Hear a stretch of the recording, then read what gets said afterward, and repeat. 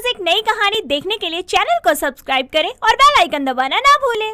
प्यासी रिपना पानी की तलाश में चारों तरफ देख रही थी। तभी उसकी नजर छोले कुलचे की दुकान पर टंगे बोर्ड पर जाती है, जिसे पढ़कर वो कहती है, लैला ने कहा मजनू के कान में, छोले कुलचे खाने हैं सुचिता की दुकान में। क्या शायराना टैग है। वैसे छोले कुलचे का नाम सुनकर प्याज के साथ भूख भी लग गई, क्यों ना पेट पूजा ही कर ली जाए। छोले कुलचे की दुकान के अंदर आकर रिपना चारों ओर निहारते हुए कहती है, ये छोले कुलचे की दुकान है या 5 स्टार होटल। इतना शानदार नजारा एक छोले कुलचे की दुकान के लिए। इस दुकान का मालिक तो अच्छे नोट छापता होगा। होगा नहीं, होगी।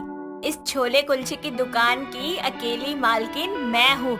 कहो, कौन से कुलचे खाना पसंद करोगी? वैसे कितने तरह के कुलचे मौजूद हैं यहाँ? आलू कुलचे, पनीर कुलचे, गोभी कुलचे, सिंपल कुलचे, मटर कुलचे और भी कई तरह के कुलचे हैं हमारी दुकान पर। कुलचों की भी इतनी सारी वैरायटी होती है, मैंने तो सोचा ही नहीं था। मैंने तो सिर्फ 2 तरह के ही कुलचे खाए हैं। पर यहाँ तुम्हें भरपूर टेस्ट से भरे हुए कुलचे मिलेंगे और एक साथ कई तरह के अलग अलग फ्लेवर भी मिलेंगे। सुचिता रिपना के लिए सभी तरह के कुलचे लेकर टेबल पर रखती है और रिपना कहती है, ये तो बहुत ज्यादा है, मैं इतने सारे छोले कुलचे नहीं खा सकती।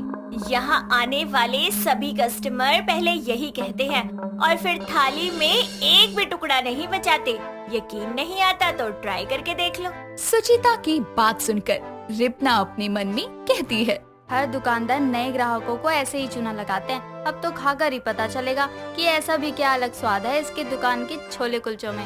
इतना कहते हुए रिपना छोले कुलचे खाना शुरू करती है और देखते ही देखते कुलचे से भरी थाली एकदम खाली हो जाती है। तभी सुचिता उसके पास खड़ी होकर कहती है, तो कैसा लगा फिर? अमेजिंग। छोले कुलचे तो मैंने पहले भी खाए हैं, पर इस दुकान के छोले कुलचों की बात ही निराली है। इतने चटपटे तीखे छोले और खास तौर पर इन सॉफ्ट कुलचों का स्वाद मेरे मुंह में ही घुल गया है। इतने अच्छे टेस्ट के कारण ही आपकी दुकान में एक बार में सैकड़ों लोगों की भीड़ है। एक लड़की होकर इतनी तरक्की कैसे हासिल किया आपने? यहाँ तक पहुँचने के लिए मैंने बहुत स्ट्रगल किया है। कैसे एक मामूली सी दिखने वाली लड़की सुचिता ने अपनी छोले कुलचे की दुकान को यहाँ तक पहुँचाया। जानने के लिए कहानी में थोड़ा पीछे चलते हैं। सुचिता अपनी सहेली नीति के साथ कॉलेज के गार्डन में बैठी हुई थी, जहाँ उसकी सहेली नीति कहती है, तो क्या सोचा फिर तूने? किस बारे में? मेरी बातें तेरे भेजे में जाती भी है कि आर पार हो जाती है। कल ही तुझे घंटों बैठकर लेक्चर दिया था। आगे क्या करना चाहती है तू?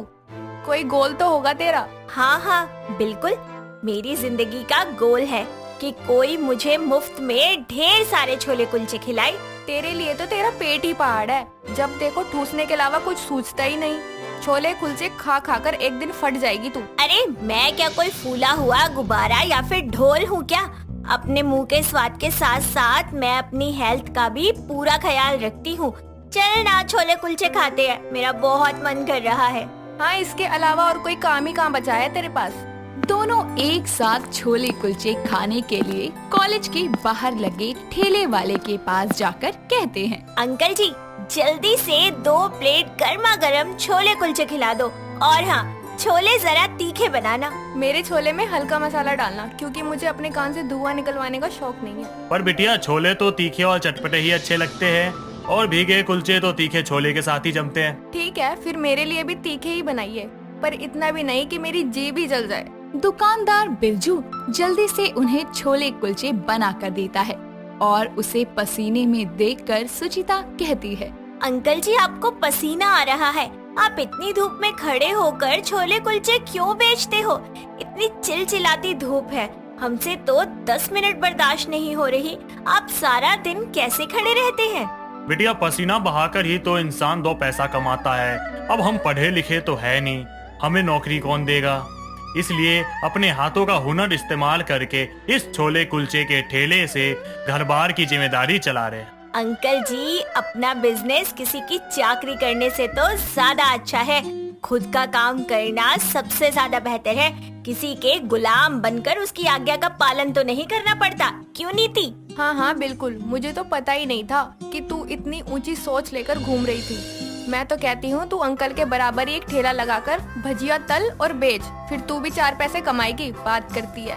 उड़ा ले मजाक, पर एक बार खुद सोच के देख, प्राइवेट नौकरी वाला और सरकारी नौकरी वाला दोनों ही किसी न किसी के मुलाजिम हैं, उनके हिसाब से काम करते हैं, पर एक कारोबारी वो अपने हिसाब से काम करता है। मुझे तुझ पे पूरा यकीन है, देख लियो तू एक दिन धीरूभाई अंबानी से भी ऊपर जाएगी। दोनों पेट पूजा खत्म करती हुई अपने अपने घर पहुंचती हैं और सुचिता अपने फोन में आंखें गड़ाए हुए देख रही होती है। तभी उसकी माँ संगीता आकर कहती है, बस पड़े पड़े बिस्तर तोड़ने के अलावा कोई काम नहीं है। कॉलेज जाकर तो एहसान कर देती है, ना जाने भविष्य में क्या करेगी ये लड़की। माँ के ताने सुनकर सुचिता झटपट उठते हुए जोश भरे आवाज में कहती है, माँ मैंने तय कर लिया है। क्या तय किया है तेरी खाली खोपड़ी ने? माँ मैं खुद का बिजनेस करूँगी और अपना फ्यूचर ब्राइट करके एक बिजनेस वुमन बनूंगी। क्या कहा तूने? फिर से तो बक जरा। माँ आपकी बेटी अपना बिजनेस करेगी, इसलिए आपको भविष्य में उसकी चिंता करने की जरूरत ही नहीं पड़ेगी। भविष्य तो तेरा मैं उज्जवल करती हूँ। समीर, ओ समीर बेटा, सीख वाली झाड़ू लेकर आइयो जरा, इसके बिजनेस का भूत उतारू। वर्तमान में तो हाथ में एक खोटा सिक्का नहीं है और चली मैडम बिजनेस करने। माँ सिक्के नहीं नोट बरसेंगे। अब मैं छोले कुलचे का बिजनेस शुरू करने वाली हूँ, जिसे खाने वाले लोगों के नाम के आगे स्वर्गवासी जुड़ जाएगा। माँ, इससे पहले दीदी के भेजे में पूरी तरह से बिजनेस सनक सवार हो, इनकी शादी करवा के चलता करो इनको। जब तुझे छोले कुलचे का ठेला ही लगाने का मन था तो पढ़ाई लिखाई करके पैसों को फुकाने की क्या जरूरत थी? अरे दुनिया के सभी बिजनेस आइडिया मर गए थे क्या? या फिर तुझे छोले कुलचे का धंधा शुरू करके अपने माँ बाप की इज्जत को डुबाने का काम करना है? खुद तो आप दिमाग से हाफ हो ही, अब माँ का दिमाग क्यों साफ करने पर तुली हो? चुपचाप जॉब के लिए अप्लाई करो, चपरासी की नौकरी तो पक्की है आपकी। तू मेरे लिए ना नौकरी मत ढूंढ, मैं तुझे अपनी छोले कुलचे की दुकान पर बर्तन मांजने के लिए रखूंगी और पगार भी अच्छी दूंगी। बोल क्या बोलता है? माँ एक मौका दे दो ना, अगर दुकान अच्छी नहीं चली ना तो जैसा आप कहोगी वैसा मैं करूँगी। सुचिता के समझाने पर उसकी माँ रेडी हो जाती है, जिसके बाद सुचिता छोले कुलचे वाले उस आदमी की दुकान पर जाकर उसे अपना पार्टनर बनाती है और दोनों एक साथ किराए पर छोटी सी दुकान लेकर छोले कुलचे का काम शुरू करते हैं। जहां बिरजू को निराश देखकर वो कहती है, क्या हुआ बिरजू अंकल, आप ऐसे निराश क्यों हो गए? अभी तक एक भी ग्राहक नहीं आया। इसमें इतना परेशान होने वाली क्या बात है? नई दुकान है, बिजनेस को जमने में वक्त तो लगता है और घाटा और मुनाफा ये तो चलता ही रहता है। पर ऐसा ही चलता रहा तो हमारे ये छोले कुलचे की दुकान आगे कैसे बढ़ेगी? मुझे पता है अपनी इस छोले कुलचे की दुकान को आगे कैसे बढ़ाना है। क्यों ना हम बाकी सबसे थोड़ा हटकर कुछ बनाएं? क्या अलग? बाकी सभी दुकान वाले 20 रुपए की प्लेट बेचते हैं छोले कुलचे की, क्यों ना हम 15 रुपए से स्टार्ट करें? हाँ, और सभी दुकानदार के पास 1 या 2 तरह के ही कुलचे मिलते हैं, इसलिए अब हम इससे हटकर और बाकी तरह के कुलचे बनाएंगे। इससे ग्राहक हमारी दुकान की तरफ और आकर्षित होंगे। एकदम सटीक है ये। इस तरह दोनों छोले कुलचे की कीमत दर को घटाकर अच्छे स्वाद के साथ तरह तरह के कुलचे बनाने लगते हैं, जिसके बाद हर रोज छोले कुलचे खाने वालों की लंबी भीड़ उनकी दुकान पर आया करती। धीरे धीरे सुचिता के छोले कुलचे की दुकान पूरे बाजार और कॉलोनी में फेमस हो जाती है। इसी के साथ वो छोटी सी दुकान बड़ी सी हाई फाई दुकान में बदल जाती है। ये थी सुचिता की सफलता की कहानी। आइए देखते हैं कहानी में आगे क्या हुआ। ये तो काबिले तारीफ है। सभी ने आपका इतना मजाक उड़ाया, फिर भी आपने अपनी हिम्मत नहीं हारी। उसी का नतीजा है कि आज यहाँ इतने वर्कर हैं और आपकी दुकान से इतने लोगों को रोजगार मिला है। जिनको अपने काम पर भरोसा होता है वो नौकरी करते हैं और जिनको खुद पर भरोसा होता है वो बिजनेस करते हैं। मुझे भी खुद पर भरोसा था और देखो मैंने आज क्या से क्या कर दिखाया। वैसे मेरे पास आपकी इस छोले कुलचे की दुकान को और आगे बढ़ाने का एक आइडिया है। हाँ बताओ ना। क्वालिटी, टेस्ट और कॉस्ट तो आपने पहले ही मेंटेन किया हुआ है, इस बार आप चैलेंज स्कीम यूज कीजिए। जो एक बार में 11 प्लेट छोले कुलचे खा सकता है उसे 1 भी रुपए नहीं देने होंगे। इससे लोग और आकर्षित होंगे और आपकी दुकान में आएंगे। ये तो अच्छा पॉइंट है। अगर तुम चाहो तो इस छोले कुलचे की दुकान में पार्टनर बन सकती हो। हाँ, वैसे मेरा भी आपकी तरह एक सपना था कि मैं अपना बिजनेस शुरू करूं, तो शुरुआत यहीं से कर देती हूँ। इस तरह छोले कुलचे खाने की शौकीन सुचिता अपने शौक को ही अपना बिजनेस बना लेती है, जिसे ना सिर्फ वो कामयाब लड़की के रूप में उभरती है, बल्कि साथ ही कई लोगों को भी रोजगार देती है। रिया अपनी एक दोस्त रीना से मिलने एक रेस्टोरेंट में जाती है। रिया वहाँ पहले पहुँच जाती है और काफी देर तक रीना का इंतजार करती है। कुछ ही देर के बाद रीना जैसे ही रिया के पास पहुँचती है, रिया उसको देखकर कहती है, कहाँ थी यार रीना, खुद बुलाकर खुद ही लेट आई। I am so sorry Riya. वो क्या है ना कि रास्ते में मुझे एक टैटू वाला दिख गया, तो बस मैं उससे टैटू बनवाने लग गई। देख कितना अच्छा लग रहा है ना, इसी के चक्कर में लेट हो गई मैं। यार ये टैटू कितना मस्त है, पता है मेरा भी बहुत मन करता है टैटू बनवाने का। पर क्या रिया? यार तुझे पता है ना, रोहन जी को ये सब पसंद नहीं आया तो ऊपर से सासू माँ भी गुस्सा करेगी, बस इसलिए नहीं बनवाती। यार रिया, मेरी बात ध्यान से सुन। आखिर तू कब तक औरों की खुशी के लिए अपनी इच्छाओं को मारती रहेगी? यार तेरी खुद की भी तो कोई जिंदगी है ना, ऐसे दब के जीना छोड़ और लड़ना सीख, समझ गई? रीना की बातें रिया के दिलो दिमाग पर घर कर जाती है और अब वो भी टैटू बनवाने का भूत खुद पर चढ़ा लेती है। रिया अपने टैटू के भूत को पूरा करने के लिए घर से निकल जाती है। सड़क किनारे बैठे एक टैटू वाले से वो अपने हाथ पर टैटू बनवाती है, जिसमें लिखा होता है love me like you do. Tattoo बनवाने के थोड़ी देर के बाद रिया वापस घर आती है और शाम को अपने पति रोहन के आने पर उसे टैटू दिखाते हुए कहती है, रोहन जी देखिए मैंने टैटू बनवाया है, बताइए जरा कैसा लगा? अरे वाह, love me like you do. अच्छा तो अपनी तरह तुमको भी प्यार करूं, आओ फिर पास जरा। क्या रोहन जी आप भी ना? अरे प्यार भी नहीं करने देती और बोल भी रही हो टैटू दिखा के। आप मुझे बताओ कि अच्छा लग रहा है या नहीं? हाँ बाबा अच्छा लग रहा है। बस रोहन रिया के टैटू को बस एक छोटा सा शौक समझकर भूल जाता है, पर धीरे धीरे रिया टैटू के पीछे दीवानी हो जाती है। ऐसे ही वक्त बीतता जाता है। एक दिन वो दोबारा उसी सड़क किनारे टैटू वाले के पास जाती है और सलमान खान का एक डायलॉग कोई तो रोक लो अपने दूसरे हाथ पर लिखवा कर घर आ जाती है, जहाँ उसका ये टैटू देखकर उसकी सास गीता उससे कहती है, अरे ओ चलती फिरती स्लोगन की दुकान, अरे क्या हरकत है ये, कैसे कैसे टैटू बनवा रखे हैं तूने, लगता है मुझे ही सुधारना पड़ेगा तुझे। ओ माँ जी इट्स फैशन ओके, आपको क्या पता ये कितना कूल लग रहा है, रास्ते में भी सब लोग मुझे ही देख रहे थे। अरे देखेंगे ही ना, क्योंकि उनको तेरी जैसी नमूनी तो दिखी ही नहीं होगी शहर में। माँ जी ये मेरी बॉडी है, इस पे मेरा हक है, मैं कुछ भी बनवाऊं, आपको तो नहीं कह रही ना बनवाने को। अरे बोल के तो दिखा, टांगे ना तोड़ दी ना तेरी तो नाम बदल दियो मेरा, मेरे घर में ये सब नहीं चलेगा। गीता की बातों को नजरअंदाज करके रिया अपने कमरे में चली जाती है। ऐसे ही उसका ये शौक दिन पर दिन और बढ़ता जाता है। वो जब भी बाहर जाती लोग उसके अतरंगी टैटू देखकर उस पर बहुत हंसते और हैरान भी होते, पर रिया सबको नजरअंदाज करके अपनी मस्ती में ही रहा करती। कुछ दिन ऐसे ही बीत जाते हैं। रिया को एक फिल्म का डायलॉग बहुत ही ज्यादा अच्छा लगता है और वो वापस उसी टैटू वाले के पास टैटू बनवाने के लिए पहुंच जाती है और उसे कहती है, टैटू वाले भैया वो हीरोइन है ना अनुष्का शर्मा, उसने भी एक मूवी में टैटू बनवाया था अपनी कमर पर, देखो मगर प्यार से वैसा ही टैटू बना दोगे क्या? जी मैडम बन जाएगा। रिया टैटू बनवाकर वापस घर लौटती है। रास्ते में उसको मिंटू नाम का एक लड़का घूर घूर कर देख रहा होता है और उसकी कमर के टैटू को देखकर उसका रास्ता रोकते हुए कहता है, अरे मैडम रुको तो, जरा देखने तो दो एक बार प्यार से। कौन हो तुम और क्या हरकत है ये, रास्ता छोड़ो मेरा। ऐसे कैसे रास्ता छोड़ दें, अभी तो देखा ही नहीं प्यार से, और आप खुद ही तो कह रही थी देखो मगर प्यार से, तो हम देखेंगे प्यार से। क्या बकवास कर रहे हो, मैंने कब कहा? देखो चुपचाप मेरा रास्ता छोड़ दो वरना अच्छा नहीं होगा।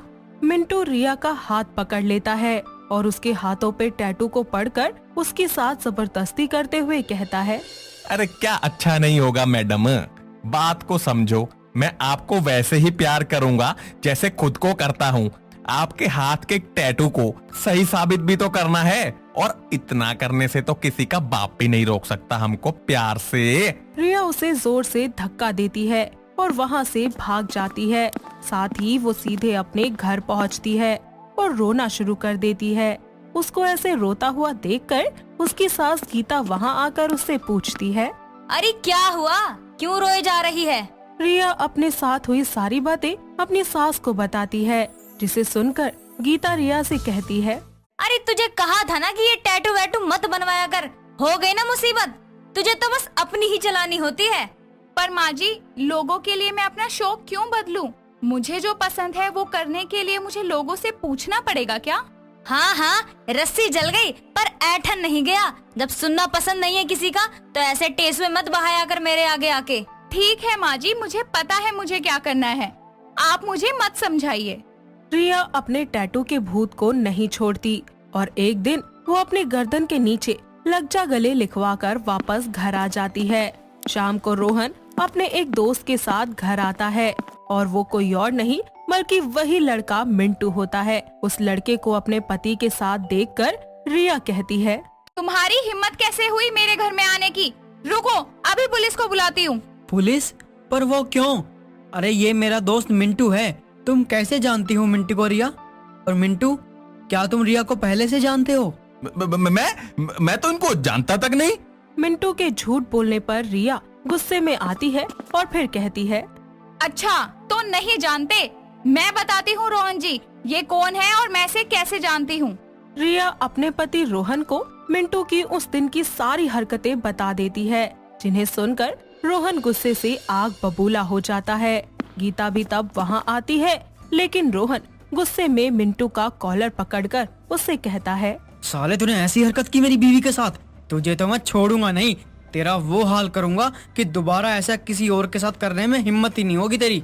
रोहन मिंटू के साथ झगड़ा कर ही रहा होता है कि तभी गीता उसे रोकते हुए कहती है, अरे बेटा, उसको क्यों मार रहा है? अरे सारी गलती तो तेरी इस निकम्मी बीवी की है। ऐसे ऐसे टैटू बनवाकर बाहर घूमती है तो कोई क्या ही करेगा। गीता को अपनी साइड लेता देख मिंटू कहता है, अरे आंटी सही तो कह रही भाई, तेरी बीवी ऐसे ऐसे टैटू बनवाकर दूसरों को अपनी तरफ अट्रैक्ट करती है, तो मैं क्या करता? खुद देख तू गर्दन पर क्या लिखा है भाभी के, गले लग जा। ये खुद की तरफ अट्रैक्ट करना नहीं तो क्या है यार। रोहन अपनी माँ और मिंटू की ऐसी सोच पर और भी ज्यादा गुस्सा करता है और पहले अपनी माँ से बोलता है, माँ मुझे शर्म आ रही है कि ये तुम कह रही हो। अरे रिया की बॉडी, उसका मन, वो चाहे जो मर्जी करे और जैसा मर्जी टैटू बनवाए। इसकी वजह से उसके कैरेक्टर को जज करने का हक किसी को नहीं है, ना आपको और ना ही मुझे और ना किसी और को, समझिए आप। और तू जैसे लोगों को जिनकी ऐसी सोच है, उनको बस मौका चाहिए होता है लड़की छेड़ने का, फिर अपनी घटिया हरकत को छुपाने के लिए सारा इल्जाम उस लड़की पर थोप देते हैं। और चल तुझे तो पुलिस बताएगी बेटा। रोहन की ऐसी बातें सुनकर रिया की आंखें भर आती है। साथ ही अपने बेटे की बातें सुनकर गीता को भी समझ आ जाता है कि उसने अपनी बहू के बारे में कितना गलत बोला, जिसके बाद उसे पछतावा होता है और वो रिया से कहती है, बहू मुझे माफ कर दे, किसी और की गंदी हरकत के लिए मैंने तुझे ही सुनाया और तुझे कितना गलत कहा। मुझे माफ कर दे बहू। माँ जी, मुझे खुशी है कि आपको अपनी गलती का एहसास है। और रोहन जी, आपका बहुत बहुत शुक्रिया, आपने बिना कहे ही मुझे समझा और मेरा साथ दिया। रिया, इसमें शुक्रिया की कोई बात नहीं है। तुम मेरी पत्नी होने से पहले एक इंसान हो जिसको अपने लिए हर तरह का फैसला लेने का हक है, जिसके लिए तुम्हें कोई जज नहीं कर सकता। लेकिन यार, ये टैटू ज्यादा बनवाने से तुम्हारी स्किन को बहुत प्रॉब्लम हो सकती है, जैसे सूजन और कई तरह की स्किन रिलेटेड प्रॉब्लम हो सकती हैं। तो इसकी प्रॉपर नॉलेज के साथ ही इसको बनवाया करो, समझी? इसके बाद रोहन पुलिस को कॉल करके मिंटू को छेड़खानी के इल्जाम में अंदर करवा देता है और कहीं न कहीं इन सभी चीजों से रिया भी समझ जाती है कि किसी भी चीज का शौक एक हद तक ही सीमित होता है, चाहे उसके लिए वो टैटू बनवाने का हो या फिर किसी और चीज का। इस सब के बाद उसका टैटू बनवाने का भूत भी कम हो जाता है और अगर कभी वो कोई टैटू बनवाती भी तो किसी अच्छी जगह पर पूरी सेफ्टी का ध्यान रखते हुए ही बनवाया करती। इतना सब हो जाने के बाद रिया अपने पति रोहन और अपनी सास गीता के साथ एक बार फिर से जिंदगी की नई शुरुआत करती है और खुशी खुशी रहने लगती है। दोस्तों, अगर आपको ये कहानी पसंद आई तो इसे लाइक करें, शेयर करें और कमेंट करके बताएं कि कहानी में आपको सबसे अच्छा क्या लगा।